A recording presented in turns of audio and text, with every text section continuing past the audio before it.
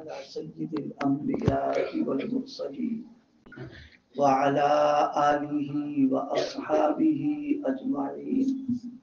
رب اشرح لي صدري ويسر لي أمري واحلل عقدة من لساني يفقهوا قولي. أما بعد. قال النبي صلى الله عليه وسلم: من قرأ حرفا من كتاب الله فله الحسنة والحسنة بعشر أمثالها. لا أقول ألف لام ميم حرف، ألف حرف لام حرف ما ميم حرف، أو كما قال عليه الصلاة والسلام. بزرگان محترم، میرے عزیز دوستوں اور ساتھیوں، ہمارے عزیز مفتی شعیب صاحب، ان کے مدرسے سے 4 طالب علم غالباً ان کو اللہ پاک نے حفظ قرآن پاک کی دولت عطا فرمائی ہے. اس کی تکمیل ابھی ہوگی، تو اسی کی نسبت سے ہم سب لوگ یہاں پر حاضر ہوئے. گویا یہ مجلس جو ہے قرآن پاک کی نسبت پر سجائی گئی ہے، بلائی گئی ہے. اللہ پاک ہم سب کو یہاں کی حاضری اور اس نسبت کی برکات عطا فرمائے. چونکہ قرآن پاک کی نسبت پر یہ مجلس ہے، تو اس کا تقاضا یہ ہے کہ اسی موضوع کو سامنے رکھ کر کے، پھر ابھی مولانا نے بھی اسی تعلق سے کچھ باتیں رکھی، آپ کے سامنے رکھی ہیں. تو اب زیادہ مناسب یہی معلوم ہو رہا ہے کہ اسی کے تعلق سے چند باتیں عرض کر دی جائیں. قرآن پاک کے بارے میں تو ہم سب کا ایمان اور عقیدہ ہے کہ یہ اللہ پاک کا کلام ہے. ظاہر ہے اللہ کی ذات سب سے اعلیٰ، سب سے بالا، سب سے برتر. تو جو ذات سب سے اعلیٰ ہے تو اس کا کلام بھی سب سے اعلیٰ ہو.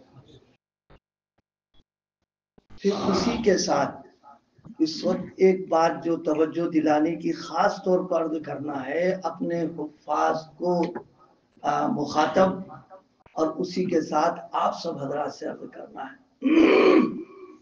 ہمارا اور آپ کا ایمان اور عقیدہ یہ ہے کہ اللہ پاک تمام عیوب سے پاک ہے. اللہ کی ذات ہر عیب سے، ہر کمی سے، ہر خرابی سے پاک ہے، اور سارے کمالات اس کے اندر موجود ہیں. کسی میں کوئی عیب ہو تو عیب ہونا ہی سب سے بڑی دلیل ہے کہ وہ خدا نہیں. خدا ہونے کا مطلب ہی یہی ہے کہ وہ ساری کمیوں سے بالکل پاک و صاف ہے. اللہ جب پاک ہے تو اللہ کا کلام بھی پاک ہے. دیکھیے، ٹنکی صاف ستھرا اگر ہو، اس سے جو پانی نکلے گا وہ بھی صاف ستھرا ہوگا. اور اگر ٹنکی گندی اور میلی ہے تو وہاں سے جو پانی نکل کر کے آئے گا وہ بھی گندا میلا ہوگا. پوری کائنات کو تو اللہ نے پیدا کیا ہے، یہ اللہ کی مخلوق ہے، لیکن قرآن واحد ایک ایسی چیز ہے جو اللہ کی ذات سے نکل کر کے آئی ہوئی ہے. جیسے انہیں سمجھانا ہے، ورنہ ظاہر ہے کہ ہماری آپ کی تو کوئی اوقات ہی نہیں. کوئی آدمی جو تقریر کرتا ہے اور وہ جو اپنی بات پیش کرتا ہے، ظاہر ہے کہ اس کو پیدا وہ نہیں کرتا ہے، اس کی بات اس کے اندر سے نکل کر کے آتی ہے. تو جس طریقے سے بولنے والا جب بولتا ہے تو اس کا کلام اس کے اندر سے نکل کر کے آتا ہے، بالکل اسی طریقے سے قرآن مجید اللہ متکلم ہے، قرآن اس کا کلام ہے، اس کے اندر سے نکل کر کے آیا ہے۔ جب اللہ پاک ہے تو اس کا کلام بھی پاک ہے، یہ شبہ پاک ہے، اس میں ذرہ برابر کوئی شک کی، کوئی شبہ کی بات ہی نہیں۔ یہ ایمان ہونا چاہیے کہ اللہ کی ذات جیسے تمام عیوب سے پاک ہے، اس کا کلام بھی تمام عیوب سے پاک ہے، صاف ہے کلام اس کا۔ اچھا اب ایک بات یہ بتائیے، عطر اگر رکھنا ہو تو کہاں رکھیں گے؟ ظاہر ہے گندی شیشے میں تو نہیں رکھیں گے، میلی شیشے میں نہیں رکھیں گے، صاف ستھرا اس میں رکھیں گے۔ دودھ ہے اس کے لیے برتن صاف ستھرا رکھا جاتا ہے، اس سے کہ دودھ بہت نازک چیز ہے، لہذا اس کی نزاکت کا خیال رکھتے ہوئے بہت ہی صفائی کے ساتھ اس کا برتن رہتا ہے۔ عطر رکھنے کے لیے بھی صاف ستھرا شیشی ہے۔ تو اب ذرا مسلمانوں یہ سوچو، قرآن اللہ کا کلام ہے اور پاک ہے، تو اب اس پاک کلام کے لیے اللہ پاک نے سب سے پہلا انتخاب جس ذات گرامی کا کیا ہے، وہ ذات گرامی محمد رسول اللہ صلی اللہ علیہ وسلم کی۔ نبی پاک معصوم ہے، ہمارا معصوم ہونے کا عقیدہ اور عصمت لازمی ہے۔ جو لوگ یہ خیال کر لیتے ہیں کہ کبھی کبھی عصمت جدا ہو جاتی ہے، یہ بہت بڑا نبوت کے اوپر در پردہ یہ اعتراض ہے اور نبوت کو مشکوک کر دیتا ہے۔ میں اس موضوع پہ نہیں جانا چاہ رہا، صرف اتنا عرض کرنا چاہ رہا ہوں، نبی معصوم ہوتا ہے۔ عصمت کے ساتھ ساتھ اللہ پاک نے اپنے کلام کو دینے کے لیے اہتمام کیا ہے۔ مجھے یاد پڑ رہا ہے اپنے اکابر میں غالباً حضرت مولانا حجت اللہ فی الارض حضرت مولانا محمد قاسم صاحب نانوتوی نور اللہ مرقدہ نے ایک بات بڑے کام کے لکھی۔ علماء چونکہ تشریف فرما تو مذاکرہ ہو رہا، آپ کے کام کے لیے میں نہیں عرض کر رہا ہوں، یہ جیسے سبق پڑھ کر کے آتے تکرار کی شکل ہے، کہیں سوچیں کہ تو پڑھانے لگے بیٹھ کے یہاں پڑھا نہیں رہے۔ حضرت نانوتوی نے ایک بات لکھی ہے، انبیاء کرام علیہ الصلوۃ والسلام کے خمیر میں اللہ پاک جنت کی مٹی کو شامل کرتا ہے۔ ظاہر ہے کہ جس کے خمیر میں جنت پاک ہے تو جس کے خمیر میں وہ مٹی شامل ہوگی ظاہر ہے کہ وہ خود بھی پاک ہوگا۔ پاکی کے ساتھ ساتھ نور علی نور، یہ کہ اللہ نے ان کو معصوم بنایا، گویا پاکی در پاکی، پاکی در پاکی سب ہو گئی اس کے اندر۔ پھر اپنے کلام کو دینے کے لیے علل ٹپ نہیں دیا ہے، روایات کے اندر موجود ہے کہ اللہ پاک نے پہلے انسانوں پر نظر ڈالی ہے اور نظر ڈالنے کے بعد انتخاب کیا ہے نبی پاک صلی اللہ علیہ وسلم کی ذات والا۔ نبی پاک خمیر کی بنیاد پر پاک، عصمت کی بنیاد کے اوپر پاک ہو گئے، اسی کے ساتھ اللہ نے شق صدر کر کے قلب اطہر کو دھلا بھی ہے۔ یہ آپ نے تو پڑھا ہوگا تاریخ سیرت میں، احادیث میں سب دھلایا، اور دھلنے کے لیے بھی اللہ پاک نے جس پانی کا انتخاب کیا، کوئی تفصیل نہیں عرض کرنا، صرف آپ کو بتانا ہے۔ اب سننے کی جو بات ہے جو وہ عرض کرنا چاہتا ہوں، قرآن مجید کو اتارنے کے لیے اتنا اہتمام کیا گیا کہ جس ذات گرامی کا انتخاب ہے وہ فطرتاً طبعاً پاک ہے، اور پھر جس چیز پر ان کو اتارنا تھا قلب اطہر کو باشق کرنے کے بعد اس کی دھلائی کر دی، جو کچھ تھا وہ بھی ہو گیا۔ اچھا، پھر اسی کے ساتھ براہ راست نہیں دیا ہے، بیچ میں اللہ نے واسطہ بنایا، وہ واسطہ بنایا ہے سیدنا حضرت جبریل امین کو۔ حضرت جبریل سید الملائکہ، نبی پاک سید الانبیاء اگر ہیں تو ان کو واسطہ بنانے کے لیے سید الملائکہ کا انتخاب یقیناً کرنا چاہیے۔ اور فرشتہ بالکل نورانی مخلوق ہے، معصوم ہے، بالکل پاک ہے۔ اب اس سے ایک نتیجہ جو ہمارے اس وقت توجہ دلانے کے لیے عرض کرنا ہے، وہ یہ عرض کرنا ہے کہ جب نبی پاک معصوم ہونے کے باوجود قلب اطہر کو شک کیا، صاف ستھرا کیا، پھر ان کو قرآن عطا کیا ہے۔ اس سے ایک پیغام ہم کو مل رہا ہے پوری امت مسلمہ کو کہ ان کو بھی اگر قرآن مجید اپنے سینے میں لینا ہے، چاہے مکمل قرآن ہو، چاہے قرآن مجید کا کوئی جز ہو، اپنے دل کو صاف ستھرا رکھنا یہ حق قرآن ہے۔ جب اللہ پاک ہو گیا، اس کا کلام پاک ہو گیا، لانے والا فرشتہ پاک ہے، جس پر آ رہا وہ پاک ہے، تو اب اس کے بعد اگر ہمارا دل گندا اور ناپاک ہو رہا ہے تو یقین مانیے قرآن مجید کی حق تلفی ہم کر رہے ہیں۔ اس لیے اب بات یہاں پر یہ ہو گئی، علماء کو توجہ اس پر ایک آیت مجھے یاد آ گئی۔ وہ کیا آیت یاد آئی؟ وہ یہ نبی پاک صلی اللہ علیہ وسلم کی دنیا میں تشریف آوری کا جو قرآن مجید نے جو مقاصد بیان کیے ہیں، اس نے فرمایا یتلو علیہم آیاتہ، پھر فرمایا ویزکیہم، پھر فرمایا ویعلمہم الکتاب والحکمہ۔ یہ ویزکیہم کو بیچ میں کیوں لائے ہیں؟ اس میں اسی بات کی طرف اشارہ کرنا ہے کہ قرآن کے علوم اور معارف اور قرآن کے حقائق اور دقائق اور قرآن مجید میں اللہ پاک نے جو کچھ رکھا ہے پہلے دل کو صاف کر لو، اس کے بعد قرآن مجید کے علوم تم کو عطا کیے جائیں۔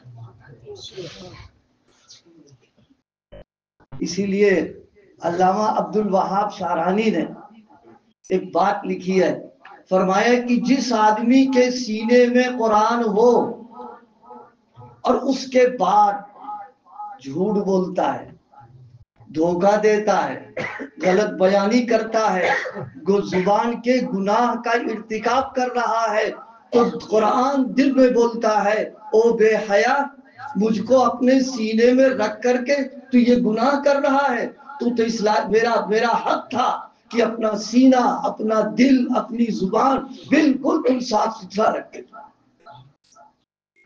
کیا معلوم ہوا؟ معلوم یہ ہوا کہ دل کو بنانا، دل کو سنوارنا، دل پر محنت کرنا ایک ایک امتی کا حق ہے، اور جو آدمی اپنے دل کو جتنا بنا لے گا، سنوار لے گا، اس کو قرآن کا اتنا ہی مزہ آئے گا، قرآن کو کا اتنا ہی اس کو لطف آئے گا، اور اس کا قرآن مجید پڑھنے کے اندر جی لگے گا، اس لیے کہ اس کا جو ظرف ہے وہ بالکل صاف ستھرا ہے۔ میرے دوستو، میرے بھائیوں، آج اس طرف ہماری توجہ تقریباً نہ ہونے کے درجے میں آ گئی ہے۔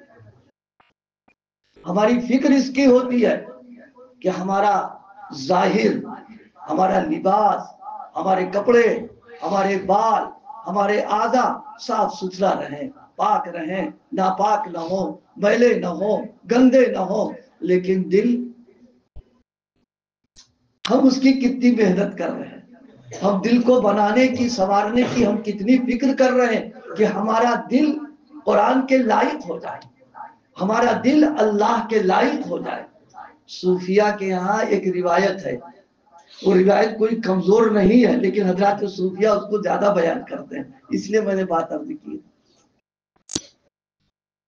ایک موقع پر اللہ پاک سے پوچھا، سوال کیا گیا کہ اللہ آپ کہاں ملیں گے؟ جیسے دنیا کے طالب ہوتے ہیں، مال کے طالب ہوتے ہیں، عہدے کے طالب ہوتے ہیں، عزتوں کے طالب ہوتے ہیں، اسی طرح کچھ دیوانے ایسے بھی ہوتے ہیں جو اللہ کے طالب ہوا۔ پوچھا اللہ آپ کہاں ملیں گے؟ آپ سے کہاں ملاقات ہوگی، آپ کہاں ملیں گے؟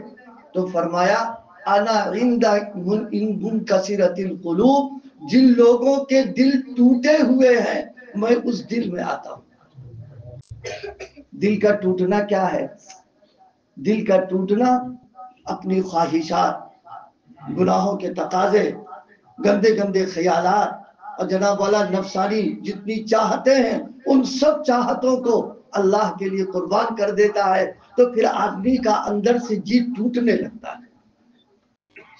اور دیکھیے اللہ پاک کی مہربانی، پوری دنیا کا دستور یہ ہے کہ کوئی شخص اگر کسی چیز کو خریدتا ہے، ٹوٹی ہوئی چیز کوئی لینے کو تیار نہیں ہوتا۔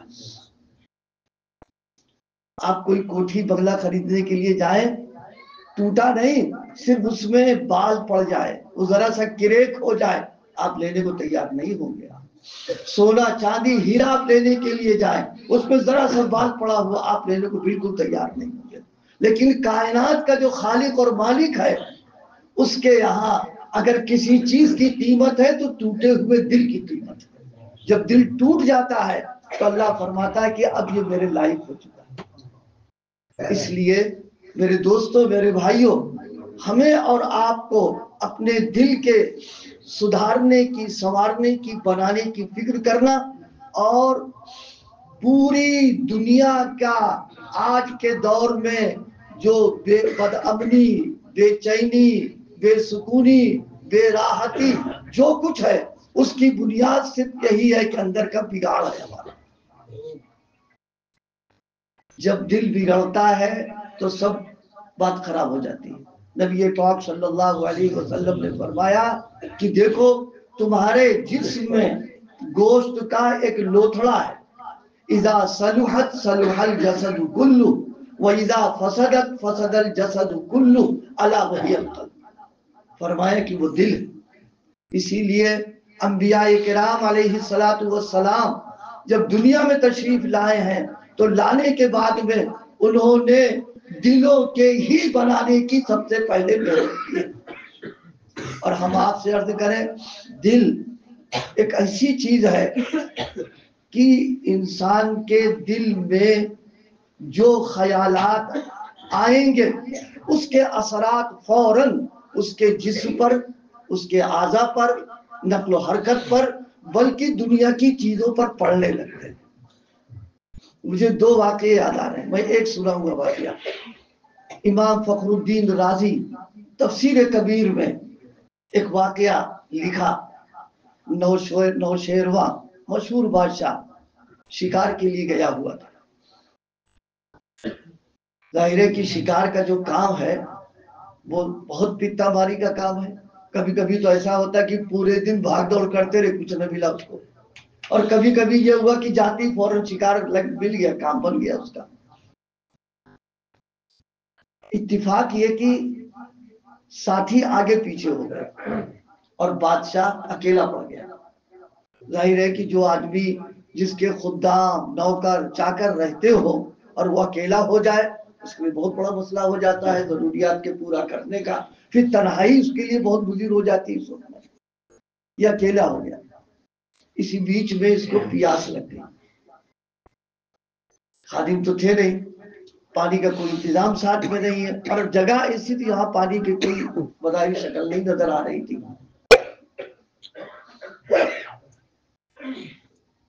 نوشیروان پریشان تھا، پیاسا تھا، اس کی نظر پڑ گئی انار کے باغ پر۔ خیر کا زمانہ تھا، اس نے سوچا کہ چلو اندر چلتے ہیں، کسی سے ملاقات ہو جائے گی تو پانی کا انتظام ہو جائے گا۔ گیا یہ تو باغ کا جو مالک تھا وہ مل گیا۔ ظاہر نہیں کیا کہ ہم بادشاہ ہیں، اس کو اس نے چھپا لیا۔ کہا بھائی مسافر ہیں، ہمارے ساتھی آگے پیچھے ہو گئے ہیں، مجھے پیاس لگ رہی ہے۔ تو اس نے شکل صورت دیکھی تو معلوم شریف آدمی ہے اور ایک آدمی واقعی مسافر ہے۔ تو اس نے فوراً پوچھا پانی پیئیں گے یا انار کا جوس پیئیں گے؟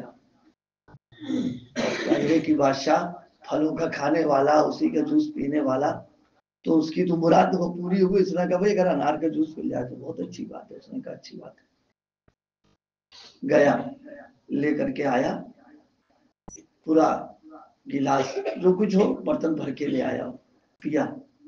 اس قدر لذیذ تھا اور اتنی اس میں ذائقہ حلاوت کہ نوشیروان کو خود اپنی زندگی میں اتنا عمدہ قسم کا انار کا جوس کبھی پلا ہی نہیں تھا. اس کو بڑی حیرت اور بڑا تعجب ہوا کہ اس قدر عمدہ قسم کے باغات موجود ہیں یہاں.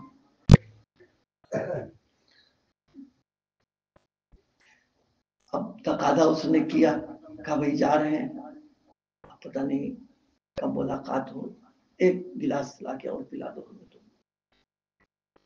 یہ بیچارہ سادہ لو مسافر کی خدمت کا جذبہ گیا. اب جب لے آیا تو پیا، نہ تو پہلے والا مزہ ہے، نہ ذائقہ، نہ حلاوت، تبدیل ہو گئی سب اس کی.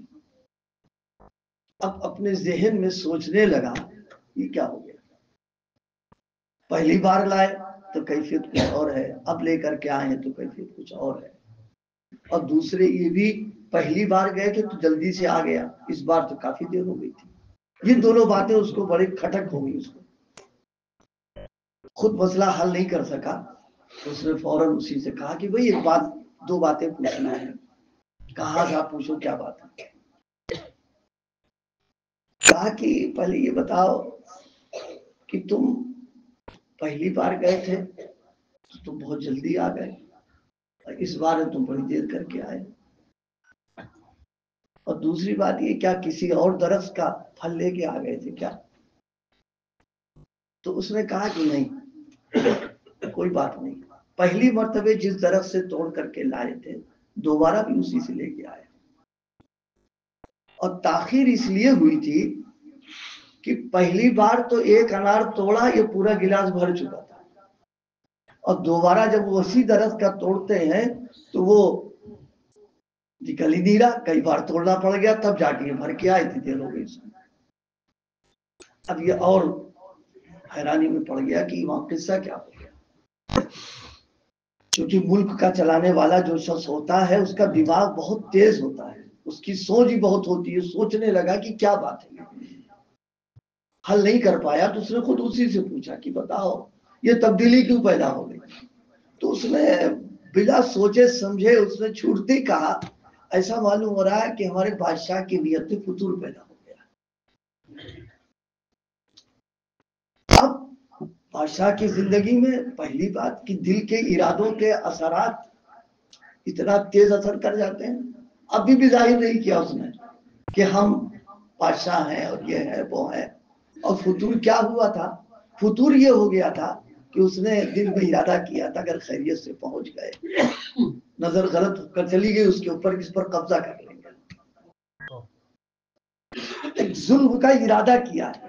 میرے دوستو یہ میں واقعے کو واقعے کے طور پر نہیں کر رہا ہوں، بلکہ آپ کی توجہ اور اپنی توجہ اس پر مبذول کرنا چاہ رہا ہوں کہ دنیا کا فساد جو چل رہا ہے اس کی بنیاد کیا بن رہی ہے.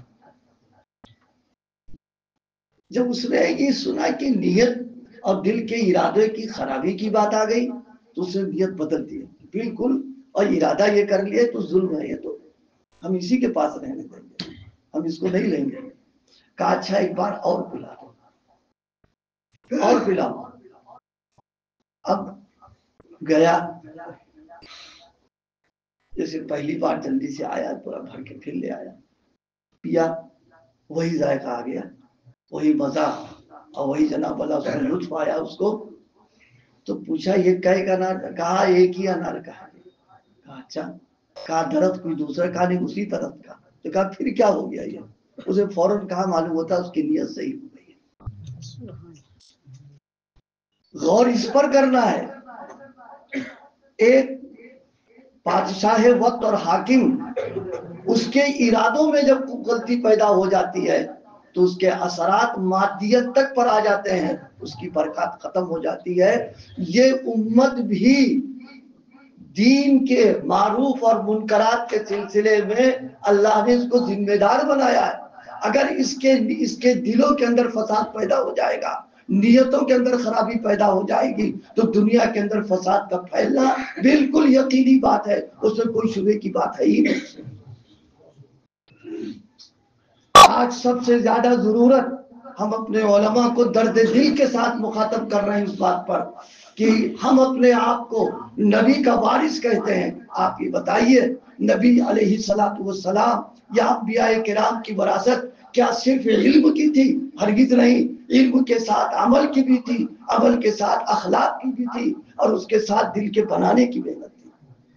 آج ہم ایک وراثت کے اوپر بیٹھ گئے اور بقیہ اس کے تقاضے، علم پر عمل کرنا، اور عمل کرنا جب ہو سکتا ہے جب اپنے اخلاق کو آدمی درست کرے گا اور دل کو دل بنائے گا۔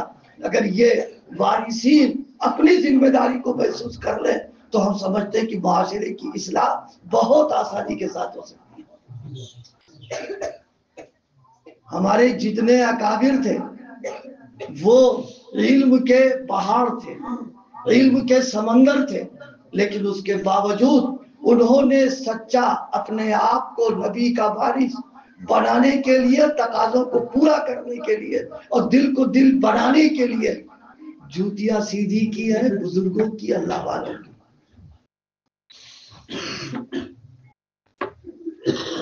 آدھا گھنٹہ تو ہو چکا، بس بھائی، کچھ بیمار بھی ہیں، گھٹنے کی بھی تکلیف ہے اور بھی ہے، اور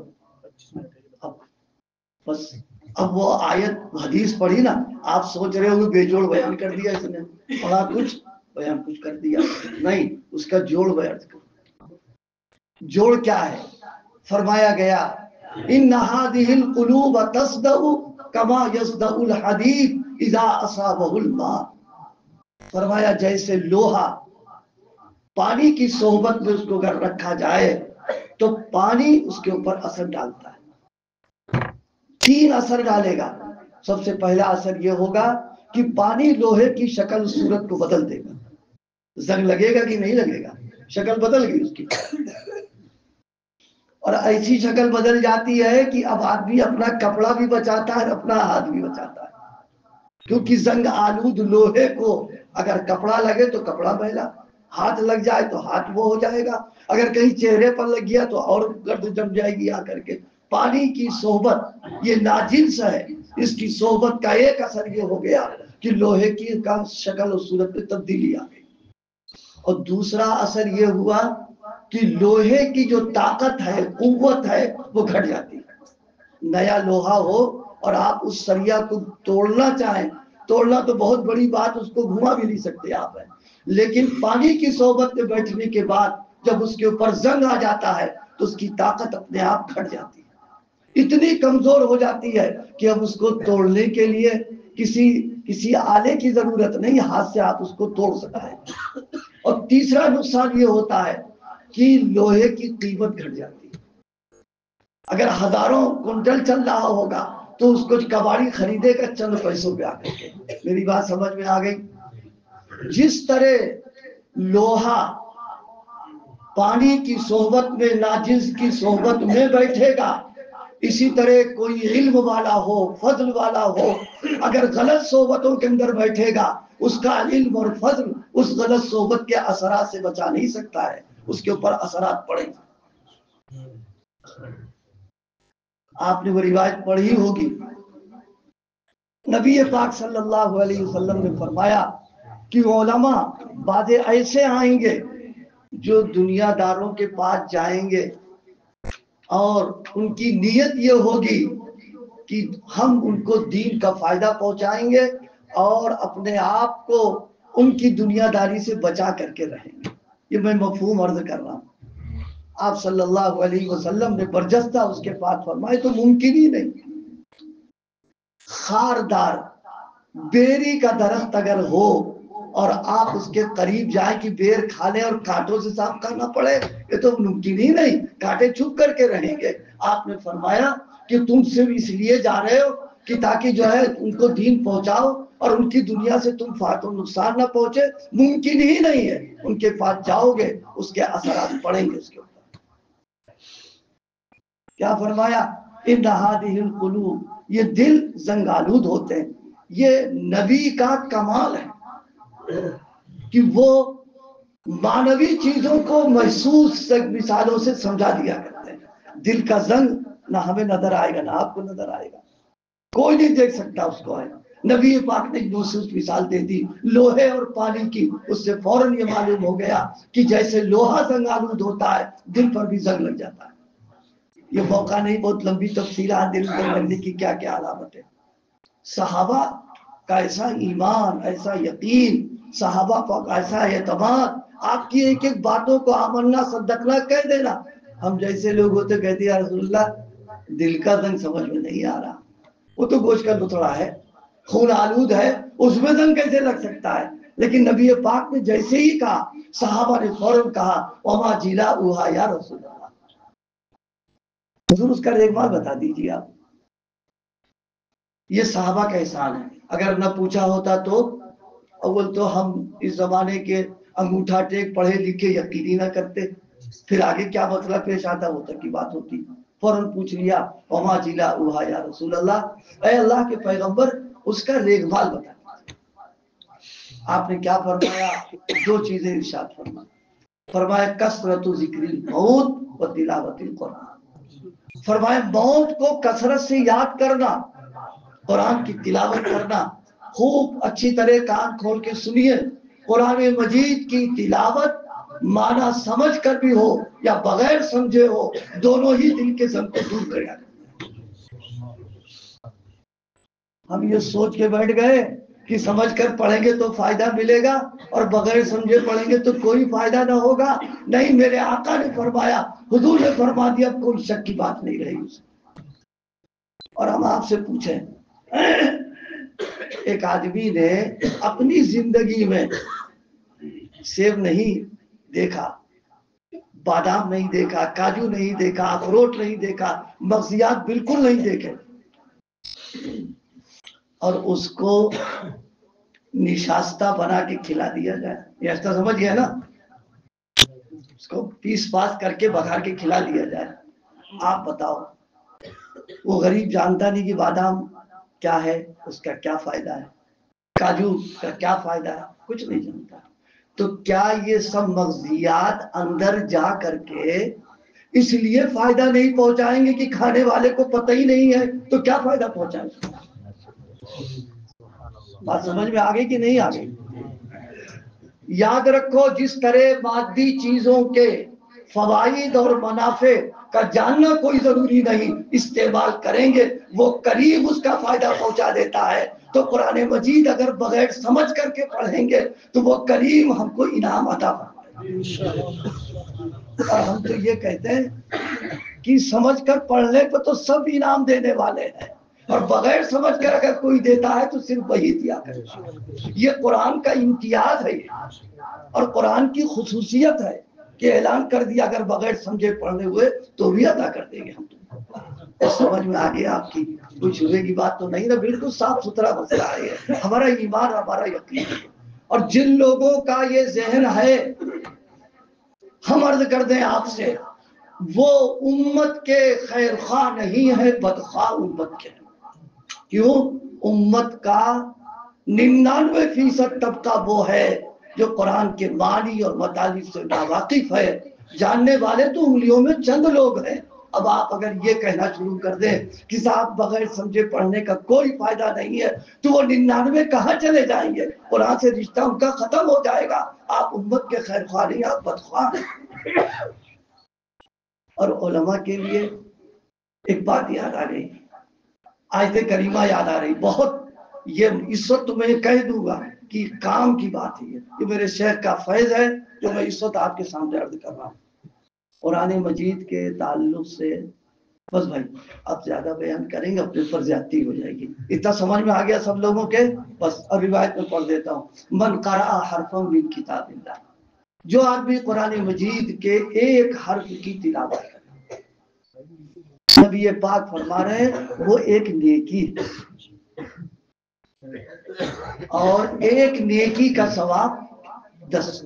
روایت پکی, آج کل تو تھوڑی مشکل ہو گئی, روایت بیان کرو تو مولوی اس کو کاٹا واٹا لیے بیٹھا ہوا ہے کہ اس کا آپریشن فوراً کی روایت تو آپ نے ایسی کہہ دی ویسی کہہ دی. اس لیے میں نے کہا یہ بات ٹھیک ٹھاک ہے. یہ فرمایا کہ ایک نیکی کا ثواب 10. آگے فرمایا لا اقول الف لام میم حرف. فرماتے ہیں ہم یہ نہیں کہتے ہیں کہ الف لام میم ایک حرف. قربان جائیے یہ نبی پاک صلی اللہ علیہ وسلم کے کلام نبوت ہے اور اس کا اعجاز دیکھیے. مثال وہ دے دی ہے قیامت تک ناک رگڑتے رہو حروف مقطعات کے کوئی معنی بتا نہیں سکتا ہے لیکن اس کے باوجود فرما رہے ہیں کہ ایک ایک حرف پر اللہ 10 نیکیاں عطا فرماتا. مثال وہ دے دی ہے. الف لام میم کوئی معنی نہیں جانتا ہے. فرمایا الف پر بھی 10 لام پر بھی 10 میم پر بھی 10. اور سنیے حضرت ملا علی قاری رحمت اللہ تعالی علیہ نے اور حضرت حکیم الامت نے یہاں ایک بات اور بیان کی ہے. فرمایا کہ الف جو ایک لفظ ہے اس کی ادائیگی میں 3 حرف آتے ہیں. حمزہ لام آتے نہیں آتے اور لام میں بھی 3 آ رہے ہیں میم میں بھی 3 آ رہے ہیں تو کتنے ہو گئے 9. فرمایا محدثین کا ایک قول ہے کہ الف لام میم کی اگر کوئی تلاوت کرے گا تو اس کو صرف 30 نیکیاں نہیں ملیں گی بلکہ اس کے حساب کے اندر 9 حروف ہو چکے ہیں لہذا 90 نیکیوں کا ثواب اللہ عطا فرمائے. اب تو کوئی مسئلہ رہا ہی نہیں. لہذا ارادے کرو کہ قرآن کی تلاوت کریں قرآن کی تلاوت کریں گے. اور دیکھیے جو لوگ قرآن پڑھے ہوئے نہیں ہیں آخری 2 باتیں میں سے کسی ایک بات کو کر لیں وہ. ایک تو یہ کہ جو تلاوت کر رہا ہے اس کے پاس بیٹھ جائیے سنتے رہیے اللہ پاک سننے کا ثواب فرمائے گا. اور دوسرے باوضو پاک صاف ہو کر کے قرآن کھول کر کے بیٹھ جائیں. علامہ جلال الدین سیوطی نے الاتقان میں لکھا ہے کہ جتنی دیر دیکھو گے اللہ دیکھنے کو بھی تم کو ثواب عطا فرمائے گا. النظر فی المصحف عبادت. قرآن مجید کا دیکھنا بھی تو عبادت ہے. اللہ پاک قرآن کی نسبت قرآن کا تعلق اور قرآن مجید سے محبت قرآن مجید سے جڑنے کی پوری امت کو توفیق عطا فرمائے. لیکن ایک بات ذہن میں رہے میری تقریر سے کہیں آپ یہ نہ سمجھیں کہ قرآن سمجھیں گے نہیں. قرآن تو نازل اسی لیے کیا گیا سمجھنا ہے عمل کرنا ہے لیکن تلاوت کرنا یہ بھی اس کا ایک حق ہے. ذرا تلاوت میں معنی سمجھ میں آئے تو اور نہ سمجھ میں آئے تو دونوں ہی میں کریم دینے کو تیار بیٹھا ہوا ہے. اللہ میری گزارشات کو قبول فرما لے عمل کی توفیق عطا فرمائے. وآخر دعوانا